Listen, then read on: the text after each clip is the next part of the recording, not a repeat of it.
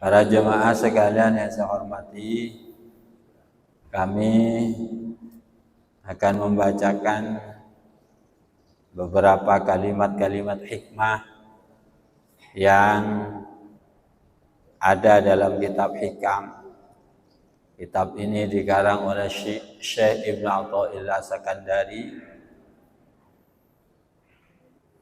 di mana Syekh Ibn Athaillah Sakandari ini murid dari Abul Abbas Al-Mursi, dan Abu Abbas Al-Mursi ini murid dari Syekh Abil Hasan Asy-Syadzili.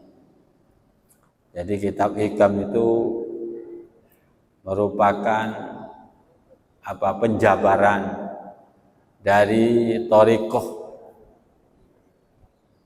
Asy-Syadziliyah. Karena thariqah dalam Islam itu banyak sekali. Ada Qadiriyah, ada Naqsabandiyah, ada Khalidiyah, ada Rifa'iyah, dan juga ada Asy-Syadziliyah. Nah, Hikam ini termasuk sebagian daripada ajaran yang dibawa oleh thariqah Asy-Syadziliyah, itu ada dalam Hikam. Thariqah itu adalah jalan kita menuju Allah Subhanahu wa taala. Bahwasanya setiap kita ini sebenarnya berjalan menuju Allah. Tidak ada dari kita ini yang berjalan menuju selainnya Allah, itu tidak ada. Jadi irji'i ila rabbiki. Kita itu memang kembali kepada rabbiki, kembali kepada Tuhan kita. Kembalinya kita kepada Allah itu radiyatan mardiyah, atau kita kembali kepada Allah dalam keadaan al-maghdub dan ad-dhalin. Itu yang kita khawatirkan kan, itu kan. Kita kembali kepada Allah itu apa? Radiyatan mardiyah, kita bahagia, atau justru kita kembali kepada Allah dengan al-maghdub ad-dhalin. Ya. Kembali dengan keadaan dimurkai oleh Allah, kembali dalam keadaan tersesat. Ini yang artinya yang harus kita pikirkan, yang harus kita angan-angan tiap hari. Saya ini mesti kembali kepada Allah. Jadi mesti kembali kepada Allah berarti kita itu semuanya akan berjalan menuju Allah Subhanahu wa taala. Nah, menuju kepada Allah ini nanti ujung-ujungnya, puncaknya, apakah kita ini radiyatan mardiyah atau kita ini al-maghdub ad-dhalin. Nah, itu yang dinamakan thariqah. Jadi thariqah ini adalah jalan. Cak meturene thariqah ini kejalan. Mungkin baru thariqah Qadariyah, thariqah Naqsabandiyah, thariqah Syadziliyah. Thariqah itu artinya jalan menuju Allah.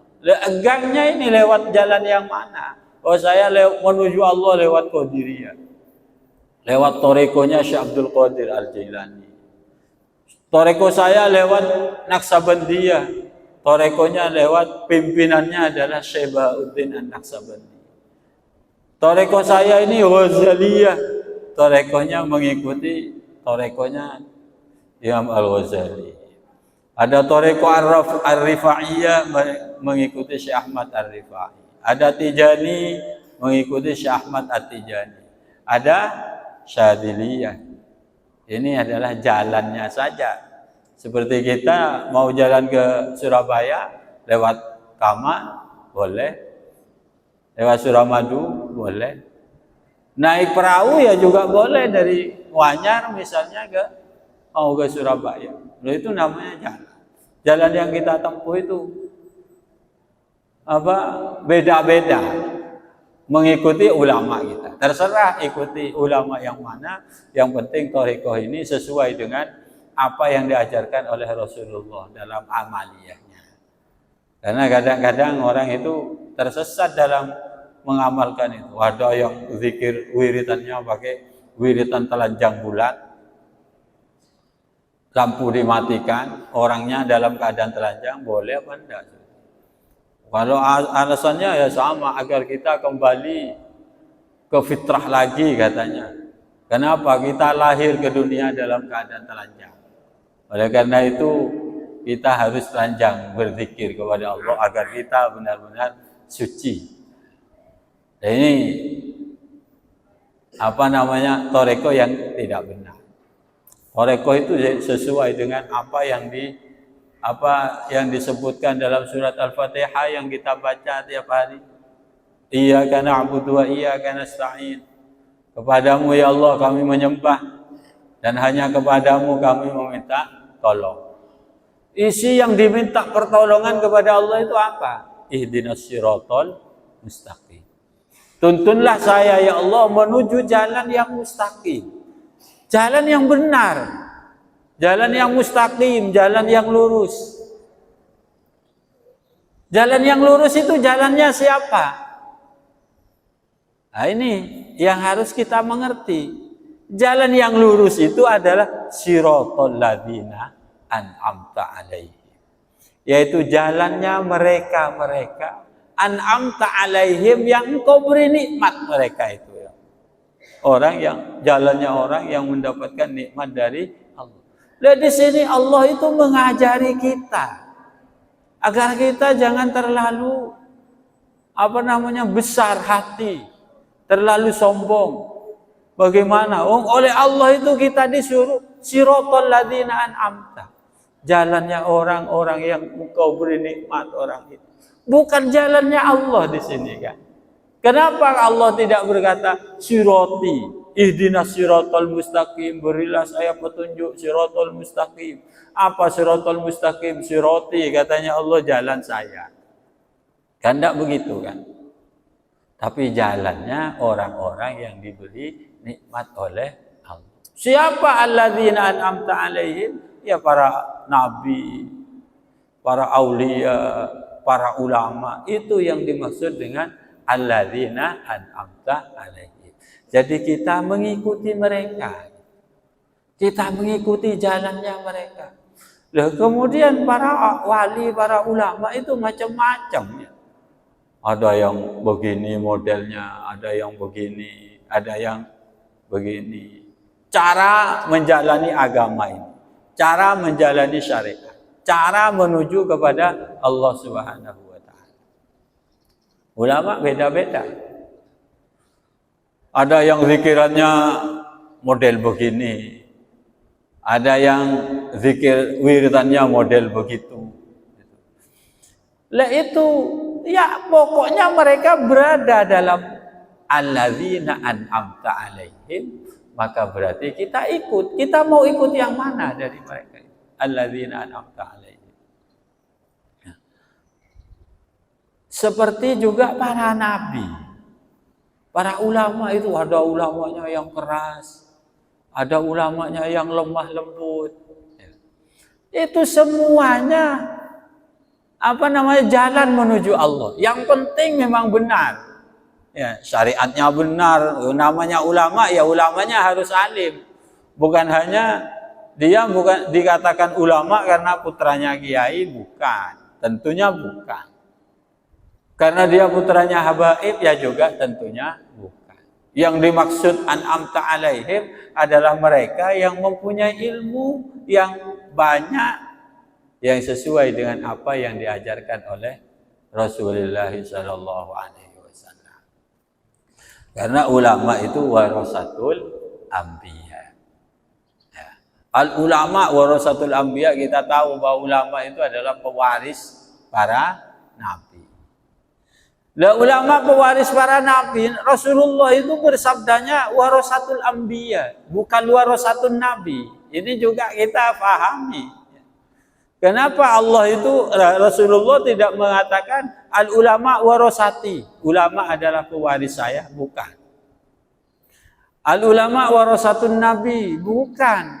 Tapi al ulama warasatul anbiya. Ulama itu pewaris para nabi. Yang namanya para nabi itu banyak. Ada Nabi Adam, ada Nabi Adamun Idrisu, ada Nabi Idris, ada Nabi Nuh. Ini model dakwahnya memang macam-macam. Nabi Nuh ini model dakwahnya keras sekali. Rabbi la tadhar 'alal ardi minal kafirin dayyara, katanya. Ya Allah, sudah turunkan saja azab-Mu ya Allah. Azab-Mu turunkan. Ini tidak ada yang mau beriman kepada saya. Nabi Nuh itu 900 tahun. Itu tidak ada yang iman. Yang iman hanya 80 orang. Ini sekian ratus tahun. Yang beriman hanya yaitu saja.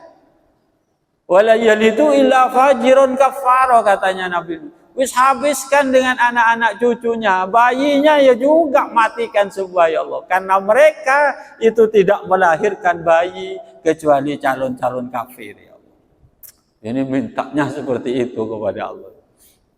Akhirnya Nabi Nuh dikabulkan oleh Allah dengan diberi banjir. Banjir besar yang bisa. Ini gayanya Nabi Nuh berdoanya kepada Allah.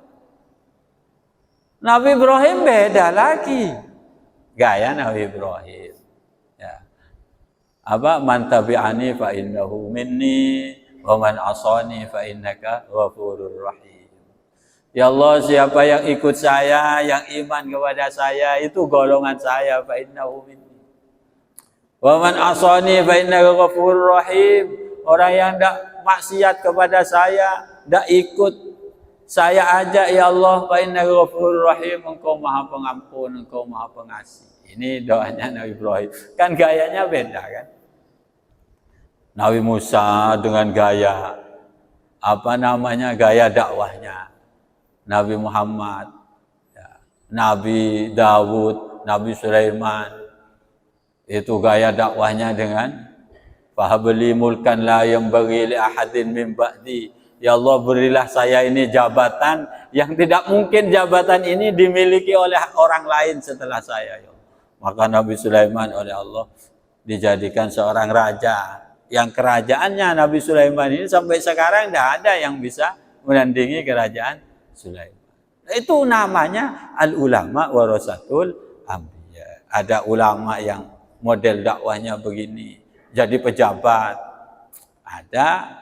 Ada ulama yang model dakwahnya humul. Ya, dia itu kumpulnya dengan orang-orang kecil, bertani seperti bertaninya rakyat kecil. Tapi bisa menanamkan keimanan. Ada ulama yang malah beliau ini istilahnya ulama mulamatiyah. Ya, ulama mulamatiyah ini gaul dengan anak-anak muda. Ada ulama yang seperti itu. Kita tidak tahu kalau dia itu ulama. Kumpulnya dengan anak-anak muda. Main bola, main sepeda motor itu. Mungkin saja dari mereka itu ada orang yang begitu. Bahkan ya pakaiannya bergaya seperti mereka. Pakaian anak-anak muda. Untuk apa bergaul itu? Untuk menanamkan, untuk menyelamatkan keimanan. Bagaimana mereka itu kalau lepas iman? Sehingga mereka terjun seperti itu dan kita tidak tahu. Namanya ini ulama iya. Ada yang seperti Imam Junaid Al-Baghdadi. Imam Junaid Al-Baghdadi ini pernah suatu saat itu berjalan-jalan ke tepi pantai. Ternyata di pantai itu tempatnya anak-anak muda berkaraoke. Bermaksiat lagi, bukan hanya minum-minuman, mabuk-mabukan di tempat itu. Kemudian Imam Junaid Al-Baghdadi satu saat lewat di tempat itu. Tetangga yang di sana itu sudah resah dengan keberadaan anak muda yang seperti ini. Ratusan anak muda yang berpesta maksiat di situ. Ada Imam Junaid yang terkenal ulama besar di zaman itu didatangi oleh tetangganya tempat hiburan itu datang kepada Imam Junaid. Ini ketepatan Kiai sampean lewat sini. Sampean orang yang terkenal. Imam Junaid ini terkenal kewaliannya, terkenal keulamaannya. Kalau berdoa pasti mandi. Pasti mandi jarang muturan. Akhirnya tetangga ini bilang, tolong Kiai doakan ini. Anak-anak muda ini mudah-mudahan dituruni azab oleh Allah. Ini maksiat terus yang dikerjakan di sini mereka itu. Wis tamas. Lalu apa doanya Imam Junaid itu? Allahumma farrihhum fil akhirah kama farrahtahum fid dunya. Ya Allah, mudah-mudahan mereka itu dibahagiakan di akhirat. Katanya Imam Junaid itu. Sebagaimana engkau membahagiakan mereka di dunia ini. Nah ini kalau kita ini kan marah. Kok ada kiai mendoakan seperti itu di tempat-tempat yang maksiat. Allahumma farrihhum fil akhirah. Ya Allah, bahagiakanlah mereka sekarang yang ada di sini ini di akhirat besok. Sebagaimana engkau membahagiakan mereka di dunia. Si orang tadi itu marah. Kiai sampean kok doa begitu? Suruh doa turunkan azab kok doanya malah bahagiakanlah mereka di akhirat sebagaimana engkau membahagiakan mereka di dunia ini. Ini setelah dari doa ini 1 minggu lagi anak-anak muda itu sudah ada di sana lagi. Di mana? Sudah berada di pondok-pondok, ada di masjid itu sedang mengerjakan ibadah berkat doanya Imam Junaid Al-Baghdadi. Namun kita ini kan ngetelan orang maksiat kan apa isuan kan? Wah bakal. Apalagi kita kiai, kita tokoh misalnya, oh ini mereka itu maksiat di depan saya, tidak memuliakan saya. Bukan, lah ternyata ini yang menjadi pendorong. Kalau kita marah kepada orang itu jangan pendorongnya adalah diri kita. Ya, jangan pendorongnya kita itu kecemburuan kepada Allah Subhanahu wa taala. Di depan kita atau di luar kita mudah-mudahan mereka itu bertobat. Jangan karena kita. Jangan itu. Kita ini apa kita ini?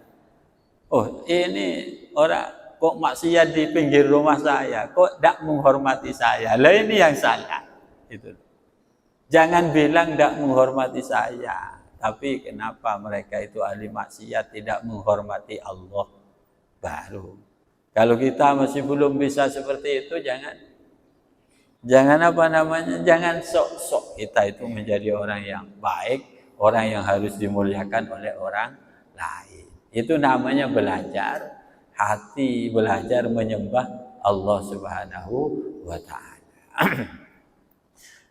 Di dalam surat Fatihah tadi itu lanjutannya. Jadi kita minta kepada Allah itu ihdinas siratal mustaqim siratal ladzina an'amta alaihim, jalannya orang-orang yang engkau beri nikmat mereka. Ghairil maghdubi alaihim waladdallin.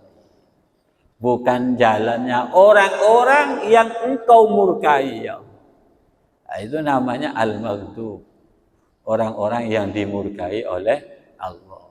Waladdallin juga bukan jalannya orang-orang yang tersesat. Ini loh pilihannya bagi kita. Kita akan mengikuti jalannya siratal ladzina an'amta alaihim. Apa kita akan mengikuti jalannya al-maghdubi alaihim waladdallin? Apa ini yang akan kita ikuti? Alladzina an'amta alaihim adalah para ulama, para aulia, para nabi-nabi Allah Subhanahu wa taala. Al-maghdubi alaihim adalah mereka-mereka yang menjual agama. Seperti orang-orang Yahudi. Orang Yahudi itu punya kitab. Namanya kitab Taurat. Pengikutnya Nabi Musa. Tapi mereka maghdub. Dimurkai oleh Allah. Kenapa? Karena mereka meninggalkan Tauratnya. Sehingga mereka tidak mau beriman kepada Rasulullah Shallallahu Alaihi Wasallam. Padahal mereka punya Taurat. Lah mereka ini agama memang dijadikan tameng oleh mereka. Sehingga mereka itu maghdub. Maksudnya dijadikan tameng bagaimana? Apapun yang mereka kerjakan itu katanya mereka adalah berdasarkan agama. Kemudian orang Yahudi ini berbangga diri dengan turunannya. Turunan Yahudi ini dulu itu ya, turunan hebat itu Yahudi dulu itu. Turunan Bani Israel. Kenapa? Karena ribuan nabi itu muncul dari orang-orang Yahudi. Muncul dari Bani Israel. Sehingga mereka sangat bangga sekali. Jadi mereka bangga dengan apa? Dengan keturunannya. Ini anaknya saya. Oh, saya ini turunan Yahudi. Saya ini turunan Israel. Itu dulu sebelum kemunculan Nabi Muhammad SAW. Sehingga di saat Nabi Muhammad ini diutus oleh Allah, orang Yahudi itu tetap kok ada Nabi dari turunan Arab, turunannya orang-orang bodoh. Nabi itu pasti turunan kami. Ta'ifataini min qabli, dua golongan sebelum saya, sebelum Nabi Muhammad maksudnya. Kenapa kok ini bangga? Orang Yahudi, orang Bani Israel itu memang membanggakan dari nasabnya. Jadi Israel itu adalah Nabi Yakub. Yang bernama Israel itu Nabi Yakub ya. Jangan salah. Jangan salah kita itu. Wah, Israel jelas kan jahat. Mun ngocak Israel jahat nih kak. Kelihatan ke Nabi Yakub lagi saya kocak jahat. Karena Israel itu namanya Nabi Yakub. Nabi Yakub itu nama Israel. Ya, idh qala Israilu li banihi, idh qala Yaqub. Ya, Yakub dia dalam Al-Qur'an itu disebut Nabi Yakub itu disebut Yakub juga disebut Israel. Ya. Illa ma harrama Israilu ala nafsihi. Israilu itu adalah Nabi Yakub. Jadi ya Bani Israel itu turunannya Nabi Yakub. Loh dari turunan ini para nabi itu ribuan. 4.000 nabi dari turunannya ini. Loh makanya mereka itu bangga sekali. Orang-orang cerdas, orang-orang pintar. Kemudian mereka itu berani mengingkari Al-Quran padahal mereka punya Taurat. Kenapa? Karena mereka itu punya keyakinan tidak akan masuk neraka kecuali 40 hari. Tapi mereka itu berani mengingkari Al-Quran, berani mengingkari Muhammad, padahal sudah ada dalam Taurat. Mereka itu punya keyakinan bahwa saya tidak akan masuk neraka kecuali kami Bani Israel ini, kami orang-orang Yahudi ini tidak akan masuk neraka kecuali 40 hari. Ayo jeka aja gaduh baca. Tak iman ke Muhammad ini jeka aja. Masuk neraka nih 40 hari. Mari dia swarga. Itu katanya mereka. Punya keyakinan yang padahal mereka tahu bahwa Nabi Muhammad ini benar. Tetapi keyakinan inilah yang menyebabkan mereka itu al-maghdub.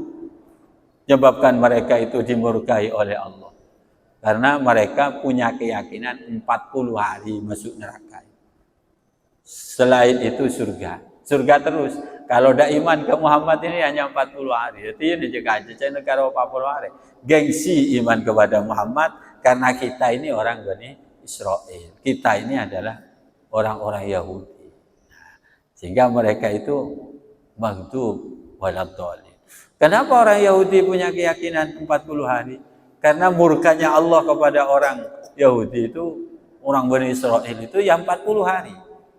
Allah dulu murka kepada mereka di saat selama 40 hari. Mereka itu punya dosa besar menurut Allah.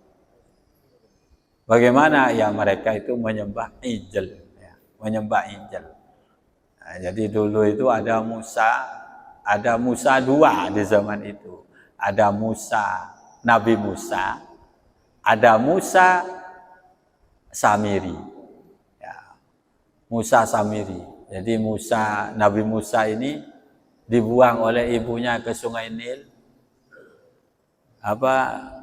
Dimasukkan ke dalam peti, kemudian dibuang ke Sungai Nil. Ditemukan oleh istrinya Fir'aun dibawa pulang. Jadi nemu baji buang. Ini kan Nabi Musa. Ditemukan oleh istrinya Fir'aun Siti Asia, dibawa ke rumahnya dirawat oleh Fir'aun. Jadi Nabi Musa ini anak angkatnya Fir'aun. Tapi pada akhirnya menjadi musuh besarnya. Musuh besarnya Fir'aun. Itu tiap hari digendong oleh Fir'aun. dicium-cium ya, dilus-elus. Kemudian ada Musa juga, anak buangan di zaman itu. Musa dibuang. Juga anak buangan ditemukan oleh malaikat Jibril. Akhirnya dirawat oleh malaikat Jibril. Musa yang satunya dirawat malaikat Jibril. Bahkan itu bayi ini nyusunya lewat tangannya malaikat Jibril. Jadi jari-jarinya malaikat Jibril itu untuk menyusui Musa As-Samiri.